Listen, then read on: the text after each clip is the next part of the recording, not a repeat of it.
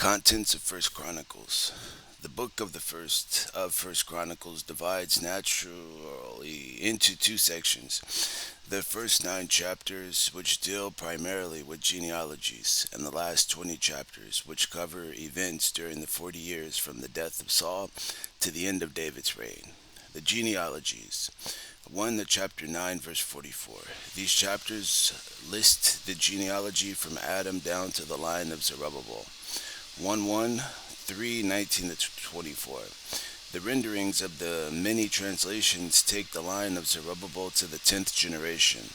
Since he returned to Jerusalem in 537 BCE, there would not have been enough time for so many generations to have been born by 460 BCE, when Ezra evidently completed the writing. However, the Hebrew text is incomplete in this section, and it cannot be determined how most of the men listed were related to Zerubbabel. Hence, there is no reason to favor a later date for the writing of Chronicles, as some do.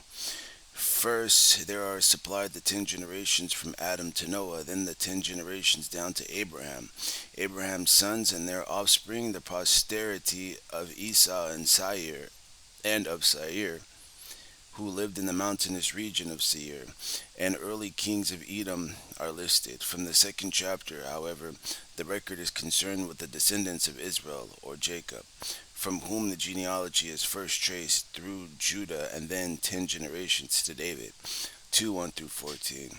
The listing is also made for the other tribes, with particular reference to the tribe of Levi and the high priest, and ending with a genealogy of the tribe of Benjamin by the way of introduction to King Saul, a Benjamite with whom the historical narrative in a strict sense then opens. Sometimes there may appear to be contradictions between Ezra's genealogies and other Bible passages. However, it must be kept in mind that certain persons were also known by other names, and the language changes in the passing of time could change the spelling of some names. Careful study removes most of the difficulties.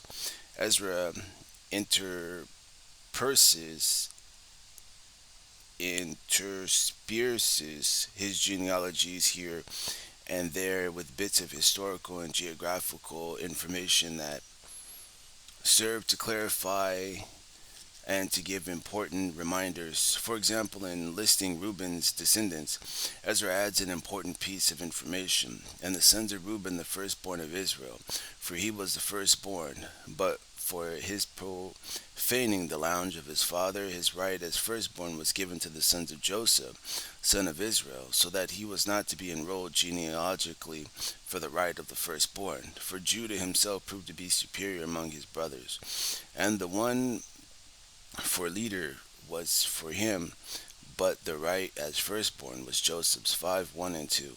Much is explained in these few words. Further, it is only in Chronicles that we learn that Joab, Amasa, and Abishai were all nephews of David, which helps us to appreciate the various events surrounding them. 2:16 and 17.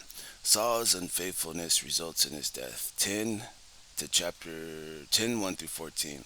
The narrative opens with the Philistines pressing the attack in the Battle of Mount Gilboa. 3 of Saul's sons, including Jonathan, are struck down. Then Saul is wounded. Not wishing to be taken by the enemy, he urges his armor bearer, "Draw your sword and run me through with it, that these uncircumcised men may not come and certainly deal abusively with me."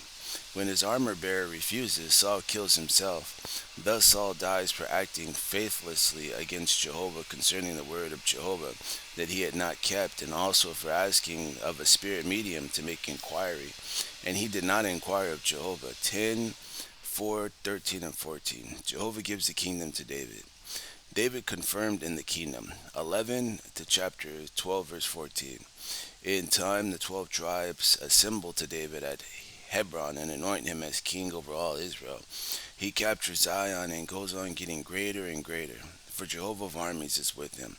11:9. Mighty men are put in charge of the army, and by means of them Jehovah saves with a great salvation. 11:14. David receives united support as the men of war flock together with one complete heart to make him king. There is feasting and rejoicing in Israel. David and the Ark of Jehovah. 13, the chapter 16, verse 36. David consults the national leaders, and they agree to move the Ark of Jerusalem to Jerusalem from Kiriath Jearim, where it has been for about 70 years.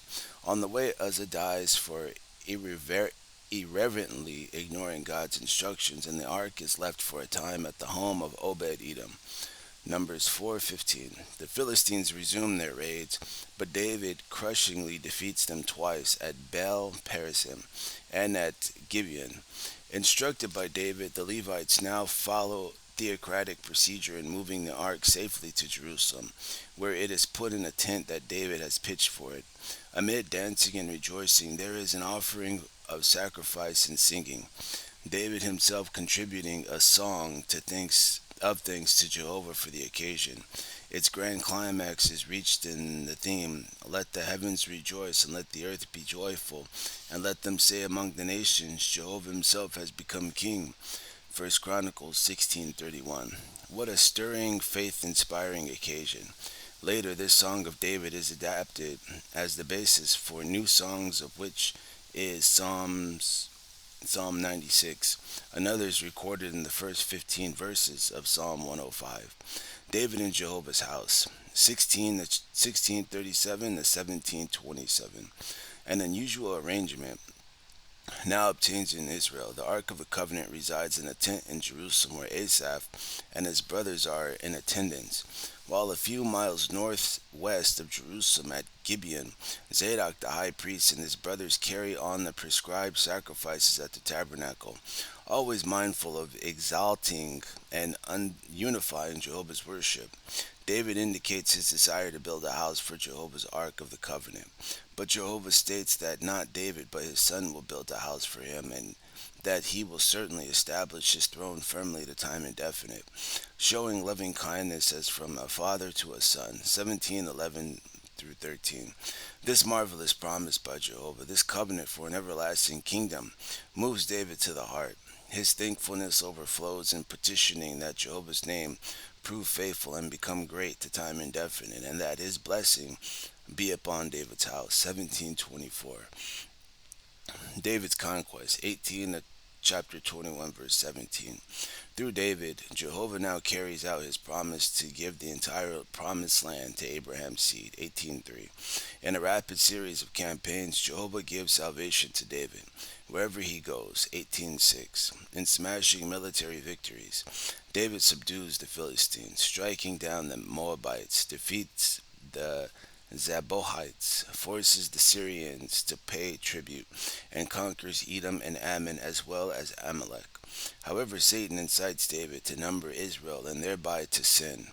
Jehovah sends a pestilence in punishment, but mercifully brings an end to the calamity at Ornan's threshing floor, after 7,000 have been executed. David's preparation for the temple, 21 verse 18 to 22 verse 19.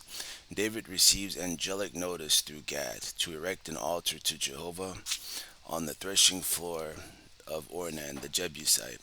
21:18.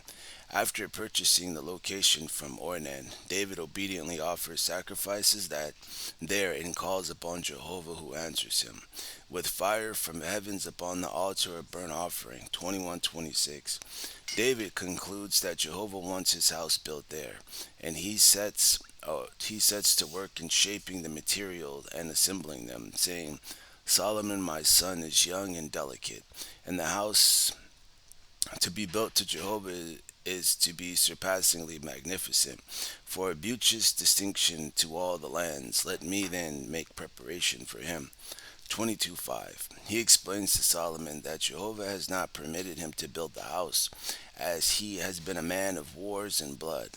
He exhorts his son to be courageous and strong in this undertaking, saying, "Rise and act, and may Jehovah prove to be with you." 22:16. David organizes for Jehovah's worship. 23 to chapter 29 verse 30. A consensus is taken, this time according to God's will, for the reorganizing of the priestly and Levitical services. The Levitical services are described in greater detail here than anywhere else in the scriptures. The divisions of the king's service are then outlined. Near the end of this eventful reign, David congregates the representatives of the entire nation. Jehovah's congregation 28:8. The king rises to his feet. Hear me, my brothers and my people. He then speaks to them concerning the desire of his heart, the house of the true God. In their presence, he commissioned Solomon, and you, Solomon, my son, know the God of your father, and serve him with a complete heart and with a delightful soul.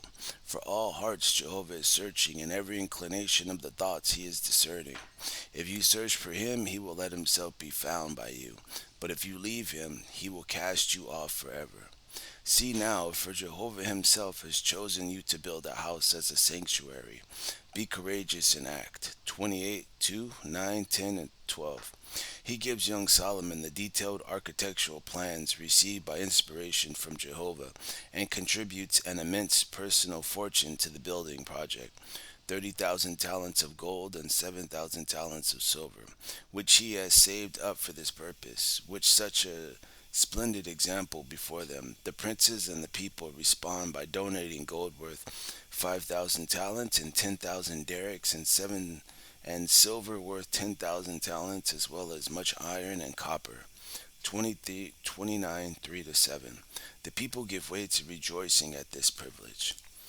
David then praises Jehovah in prayer, acknowledging that all this abundant offering has actually proceeded from his hand and petitioning his continued blessing on the people and upon Solomon. This final prayer of David reaches sublime heights in exalting Jehovah's kingdom in his glorious name. Blessed may you be, O Jehovah, the God of Israel, our Father. From time indefinite even to time indefinite, yours, O Jehovah, are the greatness and the mightiness and the beauty and the excellency and the dignity. For everything in the heavens and in the earth is yours. Yours is the kingdom, O Jehovah, the one also lifting yourself up as head over all. The riches and the glory are on account of you, and you are dominating everything. And in your hand there are power and mightiness, and in your hand is ability to make great and to give strength to all. And now, O our God, we are thanking you and praising your beauteous name. 29:10 through 13. Solomon is anointed a second time and begins to sit on the throne of Jehovah in place of his aging David. After a reign of 40 years, David dies in a good old age, satisfied with days, riches, and glory. 29, 33, and 28. 23 and 28. Ezra then concludes First Chronicles on a lofty note, emphasizing the superiority of David's kingdom over all the kingdoms of the nations.